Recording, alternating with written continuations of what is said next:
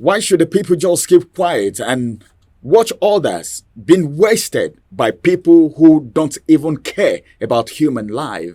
Nobody's ambition, nobody's zeal, nobody's quest is worth the blood of any Nigerian. I'm talking about banditry here. Welcome to another wonderful day. It is your favorite program review. And today we want to talk about something very, very special. And we will be looking at banditry in Zamfara State. What it has become. You know what I'm talking about. You cannot sleep anymore with your two eyes closed. And this is not what Nigerians have actually bargained for. More coming on your way this morning on the review. My name is Ramsey Enoch, and joining me on today's review is Michael Ekenedilechuku. Hi, Michael.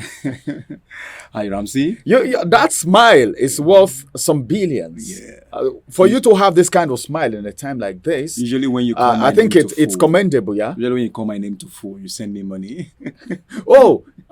That's name. Send money into your bank account. It's good to know. Yeah. Well, let's get to business right here in Zamfara State. There is a revelation. I saw that revelation and it was a shocking one. Yeah, the banditry now is an industry in Zamfara State. And this is coming from a high-profile personality, the Commissioner of Police. Yeah. Commissioner of Police, who is supposed to be the law enforcement agent in Zamfara State, coming to say this, then you should know that something is wrong somewhere. And if you want to look at this critically, finger will be pointed to certain persons because it's as if it's becoming a norm in Nigeria right now that banditry is more or less becoming a part of the system, which is not supposed to be, Michael. On a more serious note, Mohammed Shehu, kudos to him, he revealed yesterday that, do you know that a State House of Assembly member is involved, was arrested? See, this is what I hate hearing. Local government chairman was involved, and even a district head involved in banditry is the one supplying them drugs. That's how serious they know these people. Why not bring them to book? Bring them, shame them, send them to jail. That's the severity of the situation. See, I don't want to say this. I wanted to say their life also. You know, something should happen to their life the way it has happened to people that they've kidnapped, people that they've maybe maimed, killed. I hope they don't escape from, because sometimes you hear that some people escape from. But this Michael, thing should be taken seriously. Let me ask you one question. How can a member of a State House of Assembly be involved in banditry? But why did the federal government tell us sometimes back that the people behind this banditry is been known? But we never get to see their names. And we could remember, like Boko Haram terrorists that we saw some names. No, people behind sponsors. Okay, sponsors. Yes. Yeah, we heard that some sponsors have been known. But we didn't see their names. We didn't hear what happened because to of them. Their political affiliations. But is this supposed to be so, Michael? It is. Imagine revelation coming from Zamfara State that a member of the State House of Assembly, to show you the severity and the extent to which it has hit into the carcass of the economy. Insecurity, we'll talk about it every time. But then, most times you see some people, some high-profile security officers coming out from a very thick forest. What are they going in there to do?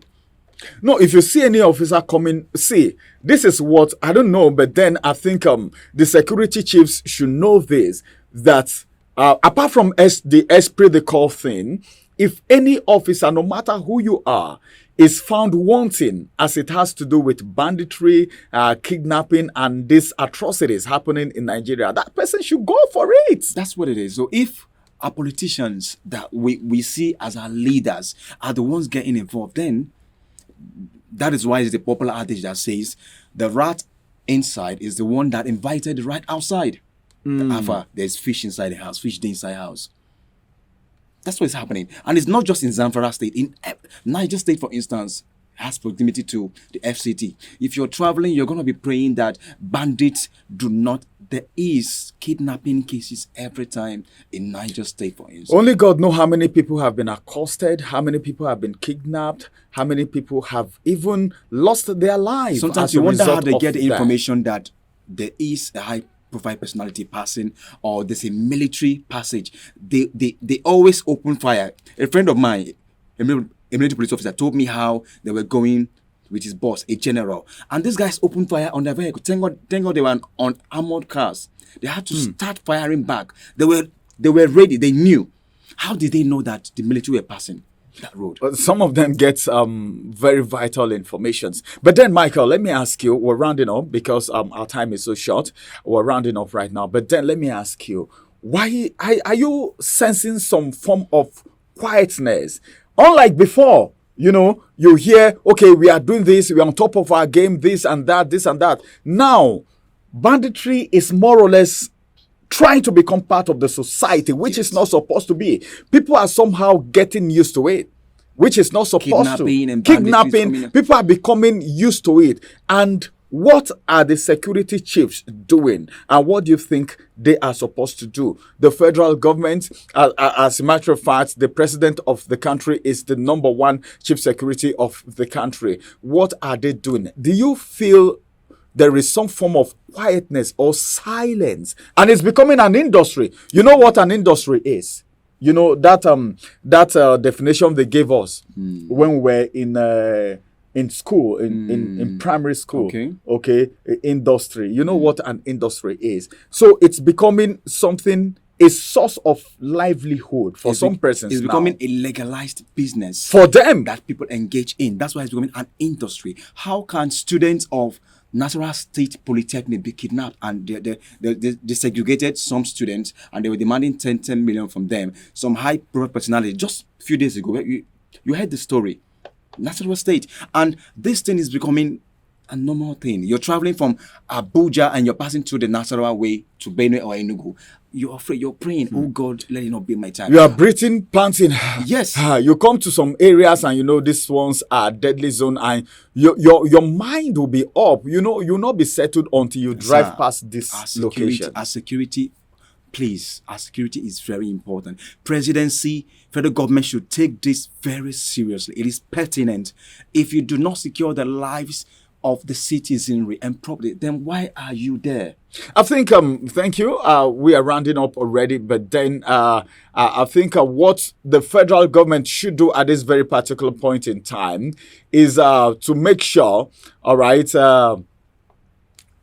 one of the things, just like we heard yesterday, that the ministers will be checked, their activities will be checked to see their performance. Yeah. I think the performances of the people who Army are Chief in of charge. Staff, Naval Chief of Staff, Okay. Chief of Air Force Chief, police commissioners, the IG, starting from the IG. I mean, They should also be assessed, right? They should be checked. Their performances should be checked too. Security paraphernalia should be quarantined. The people there, are they working, or they are just, they're just relaxed? Because these things don't get to them. They're heavily guarded. Sometimes you see some personnel being attacked in the southeast, in the north, killing of soldiers, banditry. Sir, it is gradually becoming a norm, and our security should wake up. Both the military, the police, and its affiliates should please wake up and do something about this. We are crying of hunger and unemployment. Now lives are being lost. But then, as it is right now, let me ask you the final question before we call it a wrap on the program right now. We were made to understand that there is something called Joint Task Force, the JTF, all right, in most of the states right now. Like we have the Amoteco, like we have the vigilantes and all of that. Then, what do you think if these people are being empowered by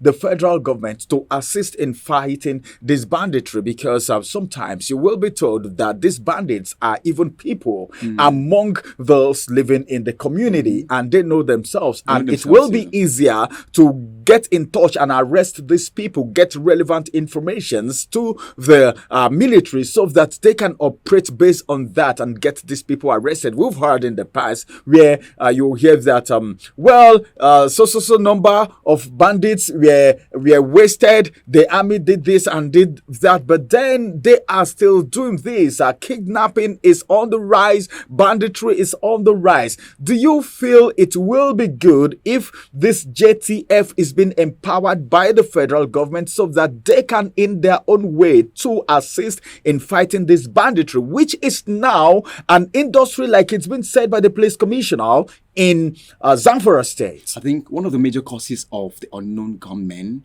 the agitations were that they were clamoring to have a state or Southeast Security Outfit, just like the Amoteco. If you can recall, that's how they started. They were like, okay, we are not clamoring for Biafra or Mossop, but we want to have a security outfit to secure ourselves. And when this thing started, how did they get those guns? They were using the sophisticated ammunitions. It will have even amazed you that some of those guns are sophisticated, more sophisticated more than what the military have. Then the question is, how did they get these sophisticated ammunitions? Okay, the Amoteco in the southwest succeeded. If you're going to the southwest, you see them in some localities. I feel, just like you said, the infiltrations of these bushes are known by these indigens. These are indigens. They know everywhere. They know concurrence of they know the bush, because the some roads. of these kidnappers are from them that are hungry, the ones that are greedy, or some of them are disgruntled. Some of them were discharged from services, from police, and the various and they were conscientized into doing what they are doing. You remember when Boko Haram was? Some of them are ex-soldiers, ex-policemen. Dismissed. People declared a war and all of that. And then they are now taking it back on the society. I feel if federal government can empower these people, like you said, they know the nook and cranny. They know where these things, they know where the loopholes are from. Just like I said, every indigent knows the source of where water is passing to their stream. That's what makes you an indigent. Right. Every local police or JTF task force, sir, they will aid the military and police in arresting this culprit and bandit. I feel they should be more engaged and empowered. And then when you engage them, don't come and start forming superiority for them. Tell them, Alpha, let's work together and make this thing work. Make them feel good. Make them part of the system. Give them good remunerations, incentives, empower them, make them happy, feed them, give them good ammunitions. But then after that, sir, sometimes when you empower them and when you're done with the service and you leave the gun with them, they can start using it for some other things. Yeah, and politicians, please don't take advantage of these guys. Don't take advantage, because some of them, before you know it, they will be used by these politicians as thugs. And the guns that they were being given for a good cause will now be used for something bad. That shouldn't happen. Politicians and who is a member of the JTF, you need to stand your ground. Well, as it is right now, this is going to be the size of the review for this morning. If you want to talk about banditry in Nigeria, kidnap, if you've not been affected, somebody close to you may have been affected, or you know someone that knows someone that's been affected, either kidnapped or maybe shot death, or maybe robbery, maybe attacked, or whatever. So what the federal government should do right now is to make sure that industry doesn't stand